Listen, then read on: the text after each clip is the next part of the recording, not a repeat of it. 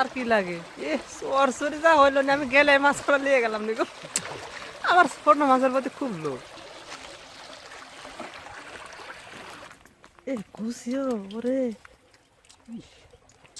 সাদাগুলো হাইগুলো লাগবে, ছোট পুঁটিগুলো ছোট নিয়ে যাবো